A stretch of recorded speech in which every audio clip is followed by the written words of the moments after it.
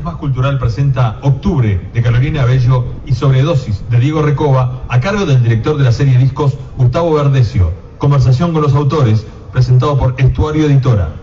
A continuación, en el escenario Nancy Bacelo.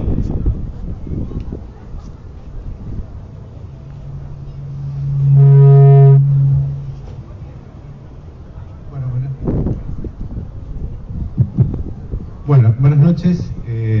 Ese Gustavo Verdecio que nombraban soy yo.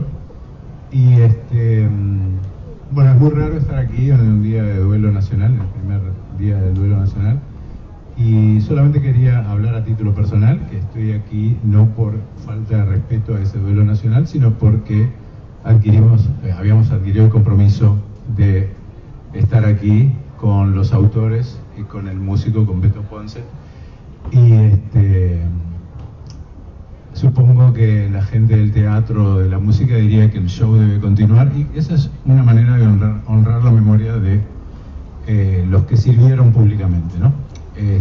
Creo que ya se hizo un minuto de silencio, de modo que no lo vamos a hacer, pero quería aclarar eso a tono personal. Hoy vamos a estar con dos de mis autores preferidos, o autores preferides, que son Diego Recoba y Carolina Bello, que escribieron dos de los mejores libros de la colección, ¿verdad?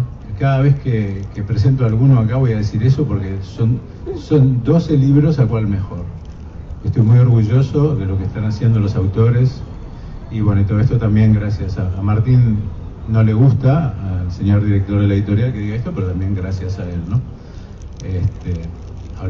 Si hay alguien de perfil bajo, es él. De modo que no lo voy a señalar acá. Pero estas conversaciones son informales y son breves, así que yo lo que voy a tratar de hacer es simplemente tirar la pelota para la cancha de los autores, y a la vieja usanza vamos a empezar con Carolina. Y nada, me gustaría que nos contaras la génesis de este libro, ¿verdad? Bueno, muchas gracias a todos y todas por estar acá, a la editorial por invitarnos, por organizar esto, a Gustavo, a Diego, acá al señor guitarrista. Octubre, ya bromeando un poco en estos últimos tiempos, a 2 años de su edición. Creo que esta es la 25ª vez que lo presento. Ya los amigos y amigas ya casi no acompañan, hoy tengo a 2 bastiones acá, pero ya podrían hablar en mi nombre, creo, de todas las veces que escucharon cómo se gestó Octubre. Es un libro que se gesta en el marco de esta colección. Me invita Gustavo, con quien además de un vínculo profesional tenemos una linda amistad de hace muchísimos años, que nos presentó el periodista y amigo Marcelo Helen en su momento, a quien siempre le rendimos algún tipo de homenaje. Y bueno, en aquel momento Gustavo me propone ser parte de la colección. En un principio fue un poco intrincado porque yo quería escribir sobre Octubre, y Octubre ya había sido elegido por otro escritor de la colección, que era Ramiro Sanchís, pero quiso el destino que Ramiro, un día en la presentación del primer libro de la colección, me dijera: estuve pensando, creo que es más justo que vos hagas este libro. Y bueno, y ahí se me vino, como diría mi viejo, el hospital de clínicas arriba de la cabeza, porque era una responsabilidad muy grande escribir sobre un disco tan grosso como es este para la historia del rock rioplatense, y no solo para el rock uruguayo y argentino. Entonces lo empecé a cranear, se me empezaron a ocurrir las primeras ideas. Para eso me puse a leer mucho. Yo sabía que quería abordar la cuestión soviética dentro del libro, y un día me pongo a leer sobre Chernobyl, pero más precisamente sobre la ciudad de Pripyat, que era una ciudad que hasta entonces nunca había sentido nombrar, o quizás no le había prestado atención. Y cuando me puse a ver fotos de esa ciudad, que es la ciudad lindera a Chernobyl, automáticamente vi una escenografía, vi un lugar donde hacer actuar y transportar personajes. ¿A dónde van? Y un buen día se me ocurrió apropiarme de un personaje de Los Redonditos, que era Olga Sudorova. Olga Sudorova, si bien no apareció oficialmente como parte de una canción, era un personaje que el indio nombraba cuando terminaba de cantar Jijiji en el 86, en el año que presentaron Octubre. Y dije, bueno, ¿qué pasa si yo primero corroboro que Olga no fuera un personaje real, sino inventado, y la doto de un cuerpo, de un alma, de una vida, la coloco en la Unión Soviética del 86 y la hago interactuar con otro personaje? ¿Qué necesitaba? Y voy redondeando la pregunta. Que el libro no fuera un a mí me parece, porque de a mí me parece está lleno el mundo, y también particularmente las interpretaciones sobre los discos de Los Redonditos. Necesitaba por lo menos hacer colisionar ciertas visiones, por eso son dos personajes los que interactúan en el libro. Y bueno, y así fue como se me ocurrió esta idea, un tanto loca, pero de la que no me arrepiento, de haber escrito una novela. Bueno, muchas gracias, Carolina. Y ahora la misma pregunta para Diego, ¿no? ¿Me escucha? Sí. Bueno, gracias por venir y por la invitación. La primera parte de cómo surge todo, nunca me la acuerdo y siempre la cuento distinta, me parece, porque es ese momento en el que empezás a charlar con Gustavo, con Martín, con gente cercana, y se empieza a gestar el proyecto. Capaz que Gustavo tiene una versión distinta, pero igual, todas son válidas. Lo cierto es que yo recuerdo que en un momento, hablando de la posibilidad de escribir en la colección, que Gustavo me había comentado, yo medio en broma y medio en serio le dije que me parecía que no había nada más rock que Caribe con K en Uruguay, o incluso nada más punk, nada más under, nada más todo ese sentimiento que se podría con el cual se podía identificar el rock tradicionalmente. No había nada como Caribe que tuviera.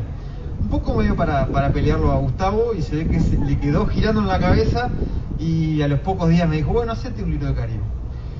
Yo tenía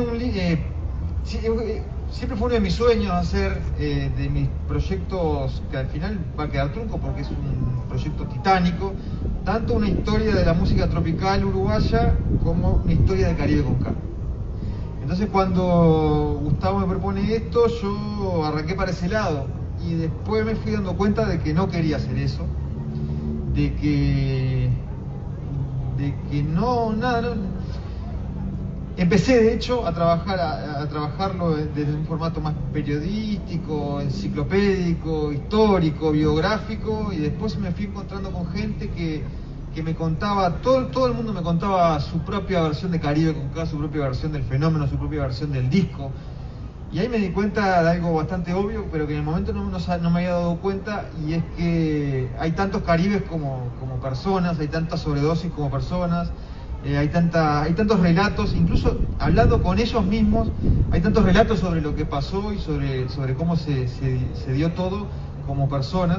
Entonces dije, no, me parecía una pérdida de tiempo y algo poco rico hacer algo que si fuese una bajada de línea y decir, bueno, mirá, sobredosis es esto, Caribe con K es esto, o incluso basarme en las 3 o 4 leyendas urbanas que hay sobre los tipos. Ahí hice el primer clic de que no quería eso, pero igual seguía en crisis porque no sabía por dónde encararlo. Y charlando con Leonor de otras cosas, de cosas de mi vida, de historias mías, de mi infancia, de mi adolescencia, de mi barrio, ella fue la que me dijo, la que se dio cuenta de que en realidad yo tendría que hacer el camino inverso, no partir de Caribe para después o del disco para encontrarme a mí, sino partir de mí y de esas historias, y que Caribe iba a salir sí o sí, porque de hecho Caribe estaba en todo eso. Así que bueno, lo que empecé, Leonor me ayudó mucho a más o menos los bloques, y después empecé a meterme en cada bloque, y después de ir digamos, que me llevara a donde quisiera, ¿no? Yo ya venía trabajando ese tipo de escritura en Locas Pasiones, eso de no asustarme porque se me ramifiquen las cosas, sino que darle, y bueno, después se verá si volvemos o no al cauce, o si nos vamos para otro lado. Y bueno, fue así. Y efectivamente, como lo sospechaba, creo que pasó, que fue que a través de mí, Caribe con K y el disco apareció por todos lados. Y entonces me parece que eso que me había propuesto y que era de alguna forma la idea que tenía, se cumplió, y ojalá se logre eso de que de la misma forma que yo estoy haciendo mi relato, mi ladrillo para la historia de Caribe, el libro incentive a que podamos armar la historia entre todas las personas que queramos, una cosa más coral, más colectiva, no tanto una bajada de línea o un relato único, sino una cosa heterogénea y diversa, y que se conecte con todo, y que nos cuente lo que pasó con Caribe, pero también nos cuente cómo fue nuestra vida, cómo somos, cómo fuimos, cómo nos relacionamos, un montón de cosas, pero un poco entre todos, no tanto mi relato, sino mi relato interactuando con un montón de personas. Iba a pedirle a Beto que tocara algo, pero mejor le hago otra pregunta a Diego, y después tocas y después le hago otra a Carolina, porque la gente que no conoce tu obra y tu trabajo como crítico, ¿acaso no dimensione lo que significaba para vos empezar a escribir de vos mismo? Es decir, y después le voy a preguntar a Carolina algo bastante parecido. Vos en este libro, como dijiste, dejaste que las cosas surgieran desde vos. Y eso te lleva al lugar que tanto has venido estudiando o siguiendo, por lo menos, que son las narrativas del yo. ¿Podrías decir un poco más sobre cómo lograste conciliar un libro de crítica musical con eso que estamos hablando, con las narrativas que tratan de exponer el yo? Es que por lo pronto yo también soy crítico, y también soy periodista, y también me he acercado a Caribe con K y a esos temas desde esa perspectiva. Entonces cuando empecé, cuando escribo un libro donde parto de mí y de lo que me rodea y de cómo yo me fui construyendo, porque de alguna forma también es el relato de cómo me fui construyendo y fui encontrando mi lugar, que todavía no lo encuentro, estoy como todo el tiempo buscando y construyéndolo y destruyéndolo, y me muevo, y un poco el libro es el relato de eso. Entonces ese tipo de relatos también está en mi vida. Son relatos que yo utilizo, lo mismo que la ficción, lo mismo que hablar sobre mí, pero lo mismo, la ficción, por ejemplo, hay una parte en el medio que es un relato que es absolutamente de ficción, que mucha gente me llamó la atención porque como está inserto en un relato, en otro tipo de registro, mucha gente pensó, a pesar de que fuera medio insólito, pensó que era cierto y que le había pasado eso a la gente de la orquesta. Pero bueno, no me lo propuse, pero cuando empecé a ver la materia prima que había quedado, me di cuenta de que todos esos relatos que me componen, todos esos registros que permanentemente estoy usando, estaban ahí. No fui consciente de eso, pero salieron, porque me permití la libertad de que ya lo había hecho en Locas Pasiones y un poco menos en otras cosas anteriores, de que salieran y poder, si son herramientas que tengo, si son herramientas que uso, ¿por qué negármelas? Después veré si quedan o no quedan, o si me gustan o no me gustan, cómo queda, pero en el momento de escribir, tratar de que salga todo. Entonces la parte de crítica musical, que yo también lo hago, y lo hago no solo en los libros, lo hago en el bar con mis amigos, ¿no? O en un cumpleaños, en una fiesta, cuando nos tomamos un whisky, nos ponemos a hablar de los discos que escuchamos, la rocola, y nada, estamos siempre oscilando entre una cosa, una falsa erudición de borrachos y cosas nuestras y relatos un poco más coloquiales. Entonces me parece que todo eso estuvo en el libro, pero no hay ninguna cosa deliberadamente de crítica musical. Incluso hay una parte en la que dije, bueno, está bien, esta parte voy a hacer crítica del disco, tampoco fue del todo homogénea en ese sentido. Bueno, muchas gracias. Yo quería mencionar que ese fragmento que vos decís que hay gente que te pregunta si es verdadero o no, podría ser de Ramiro Sanchís. porque tiene una cosa Lovecraftiana ahí, ¿no? Algo medio como fantástico, ¿no? Me parece a mí. Bueno, ¿puede venir algo de sobredosis? Beto Ponce nos va a deleitar.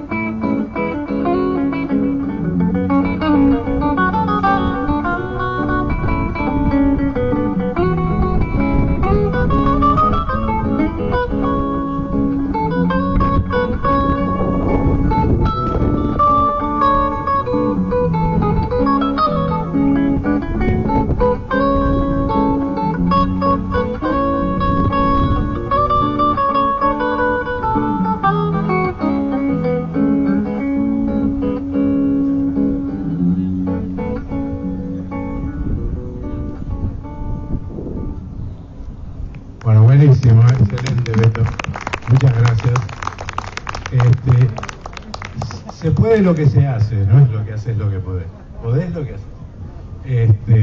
Y Carolina, bueno, una pregunta parecida porque yo sé lo que significa el redondo para vos, pero con los dos autores quiero aclarar que generalmente con los mejores autores siempre les tengo que insistir que hablen de la música, porque se entusiasman tanto con la narrativa que después pasó con los dos, pero creo que cumplí con mi trabajo y hablaron de la música, ¿no? Analizando por lo menos las letras, ¿verdad? Y la proyección de esas letras, ¿no? De lo que significa, pero no solo para ellos, sino para mucha gente. Y bueno, en Carolina, el desafío fue similar al de Diego en el sentido que fueron varios registros que empezaron a jugar. Está la novela epistolar, hay un discurso, una prosa poética que es de un nivel, yo siempre digo que es el nivel más alto que he alcanzado en tu obra, incluso más alto que en tu última novela, que es mejor que esta, pero que no es tan poética. Es una novela que la van a leer recién el año que viene, que sale con otra editorial, así que no voy a decir cuál. Pero sí metes novela epistolar, prosa poética y crítica musical, y después te inventaste toda una serie de historias. No te inventaste, recreaste historias como la de los discos Hueso y eso, ¿no? Así que bueno, me gustaría también que hablaras de cómo se fueron ensamblando todos esos distintos registros que hacen que la obra sea muy densa desde el punto de vista estilístico, ¿no? Creo que a la hora de proponerme hacer una novela tenía que tener muy claro siempre ese norte que les contaba en la primera respuesta, que era tratar de sortear algo ciertamente homogéneo, una sola opinión, como también necesitaba contextualizar, porque entendía que esta obra, que aún hoy ni siquiera suena anacrónica, tuvo una razón de ser en ese año, en ese momento en el que apareció. Y ahora con lo que contaba Diego, me da pie para comentar una de las cosas más insólitas que me pasó con Octubre, que fue, entre todos estos narradores y esta forma del decir, en un momento yo necesitaba colocar a Olga Sudorova como un personaje que, si bien era ficción, necesitaba darle el anclaje de que el indio efectivamente la había nombrado a ella. Y se me ocurrió hacer una crítica, una crónica rockera del año 86, para lo cual inventé una revista, inventé un personaje, una mujer, Livia Grant, que firma esa crónica. Fue uno de los momentos más lindos de escribir el libro, porque fui desesperadamente a buscar material audiovisual en el que me pudiera basar para reconstruir, pero de visual no encontré nada. Entonces solo encontré un recital entero que podía escuchar. Y para eso entrevisté o pregunté, por ejemplo, a Tito Fargo, que tuvo a bien contestarme la formación concreta de la banda esa noche, comentarme que había participado Palo Pandolfo, en aquel momento el cantante de Los Visitantes.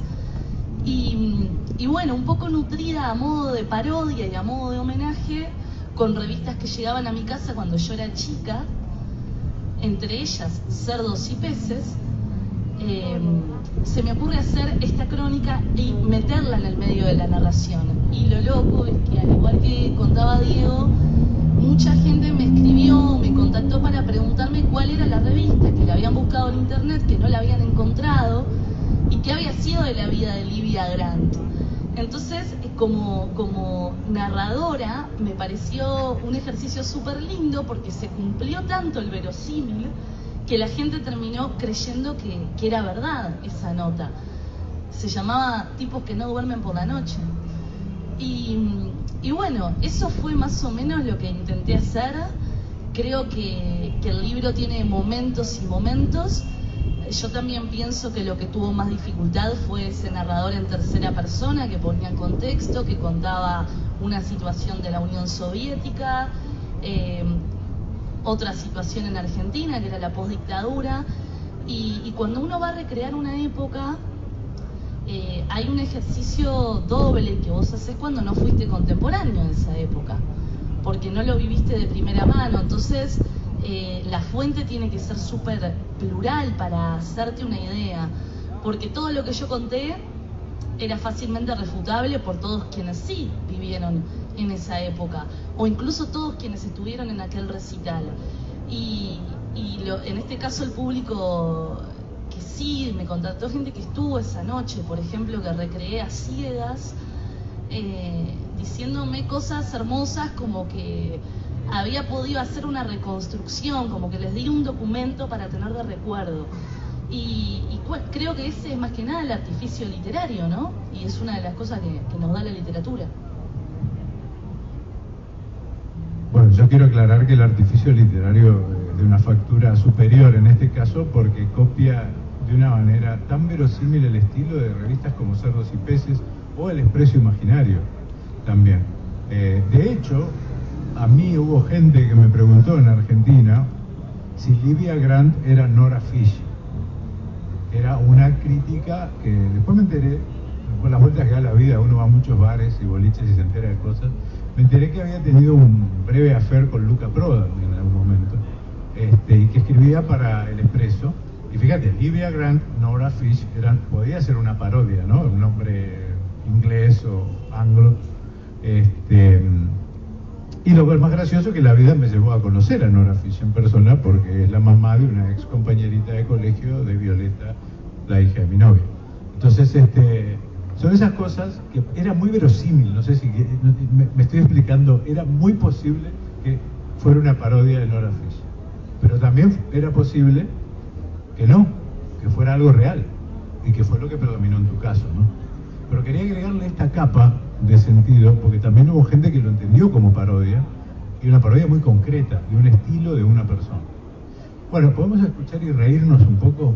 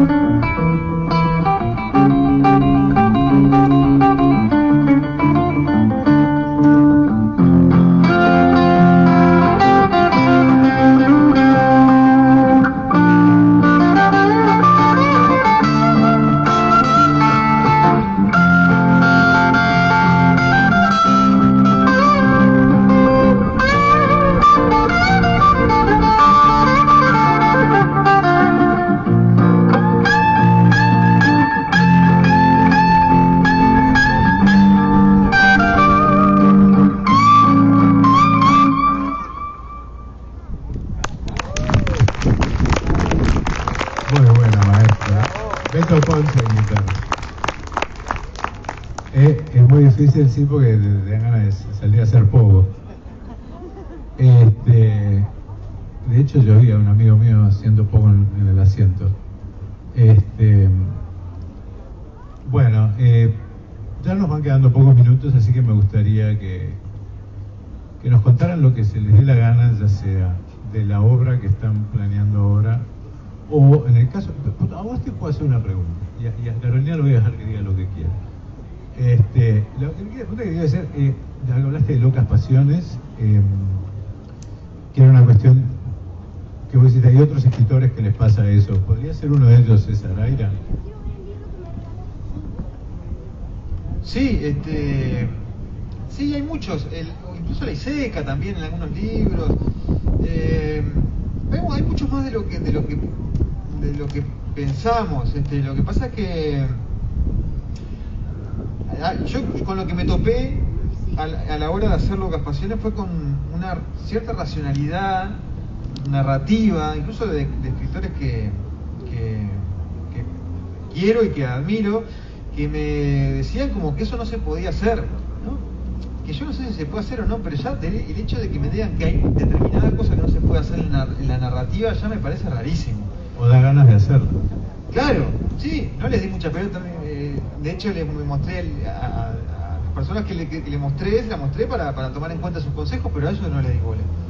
Porque, no sé, si yo que tenía ganas de hacer eso, por ejemplo me decían, acá hay 10 novelas en una. Y bueno, está buenísimo, mejor, por el precio de una te compras 10, yo qué sé, incluso económicamente te rinde.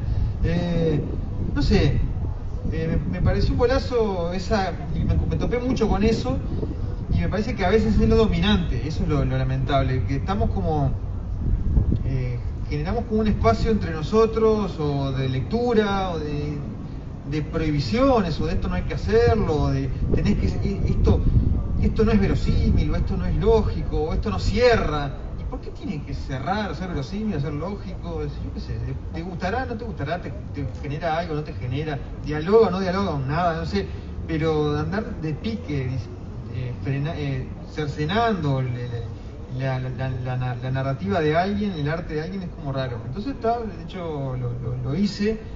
Y después sí me fui encontrando con gente que ya conocía, autores que lo hacían y que me gustaban mucho, y después también con otros autores que he ido conociendo. Me parece que es como muy común, uno no inventa nada tampoco, no creo tampoco, nunca creí en la originalidad, pero hay como una idea de que la narrativa tiene que ser determinada cosa que no, la narrativa es un montón de cosas distintas, y estaría bueno que conviva todo.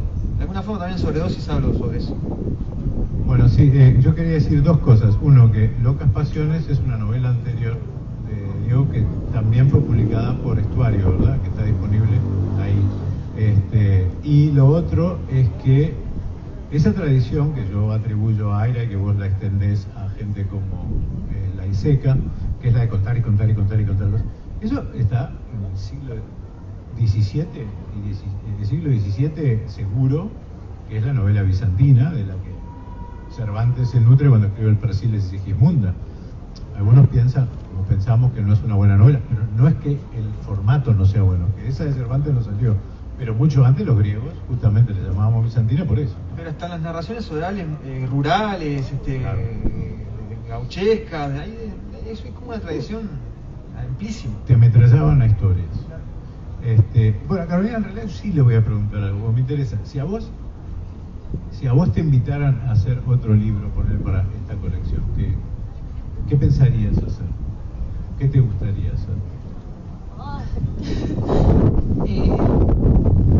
Lo tengo que pensar, porque creo que este tipo de libros hay que hacerlos con mucha pasión, además de oficio. No sé si estarás de acuerdo, Diego, me parece que en tu caso esa condición se cumple.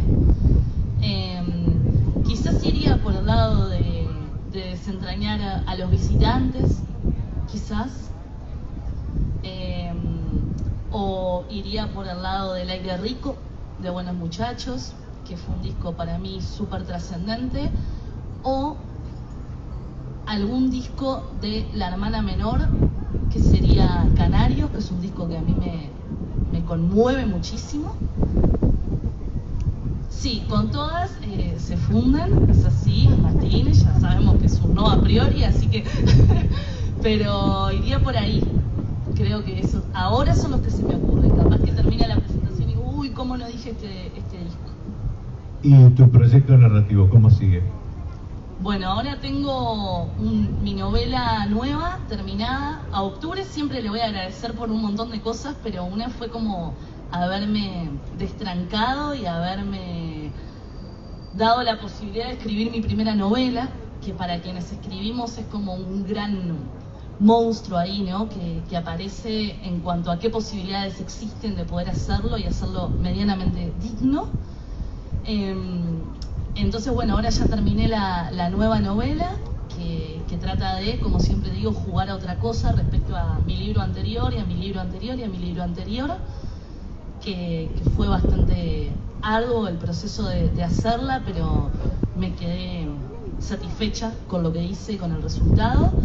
Y posteriormente tengo en ciernes un libro de crónica narrativa, que como vos bien sabés, Gus, a mí es un género que me gusta muchísimo, sobre todo porque lo vengo haciendo hace muchos años. En definitiva, aunque escriba ficción, siempre hago un ejercicio de crónica al contar acontecimientos que fueron reales, pero sirviéndome de técnicas literarias, así que tengo muchas puntas para tirar ahí, porque tengo muchas historias para ponerme a investigar y a contarlas. Cortita para Diego, ¿qué planes tenés ahora? ¿Escribir un libro sobre el combo Camagüey? ¿Otro más? Noté que no me invitaste a la colección. Carolina, si tuviese que escribir otro para la colección, a mí me decís, ¿cuál es el primer narrativo? Está bien, no rindió, bueno, está bien. Con este nos llenamos de oro, Diego. No, dale, te voy a hacer una pregunta. Y si tuvieras que hacer otro libro. No creo que me ponga a hacer otro libro de la colección, porque eso es como un desgaste fuerte, como que dejé todo, al menos dejé todo en sobredosis y que como quedé bastante agotado en ese sentido. Si me resultara más fácil hacerlo, sí, tengo muchas cosas que desde el combo Camagüey hasta, no sé, yo qué sé, La Reina en la Teja, o El Sabalero, el Jorginho Goulart, yo qué sé, un montón de cosas que me gustan. Sí, miles, Los Fabulosos Cadillac, no sé, pero no, es muy, ya de pensar, de decírtelo, de jugar a eso ya me agoto. Pero después sí, escribiendo, sí trato de escribir siempre estoy con historias porque a mí la forma en que se me ocurren cosas es si ya estoy escribiendo de antes. No puedo pensar una idea y después me pongo a escribirla, porque me tiene que agarrar escribiendo la idea. Entonces estoy en siempre estoy escribiendo cosas que después se quedan en la nada, porque a mí necesito para pensar, hacer esto, ¿viste? O hacer esto, me hace ir a lados que no esperaba. Pero sí estoy terminando novelas y pensando en otras, y siempre lo mismo. No dijo cuáles las novelas, pero confiamos en que van a ser diferentes a Locas Pasiones, ¿no? Sí, no tiene nada que ver. Honestidad Brutal es un disco que también abordaría. Mirá qué bien. Bueno, yo la verdad que siempre me quedo. La otra vez, el viernes, anduvimos muy bien, y eso que teníamos un solo micrófono, y hoy también, así que estoy muy contento con estas pequeñas presentaciones que tenemos y con el maestro acá. Dentro de poco le voy a pedir que voy a ver si logramos que alguien haga un libro sobre Bach, así lo escucho él tocando Bach en la guitarra, adaptándolo y agregándole varias capas. Bueno, pero muchas gracias a Beto, a Diego y a Carolina, y a ustedes que vinieron acá con un clima bastante inclemente en un día de duelo nacional, así que muchísimas gracias a todos.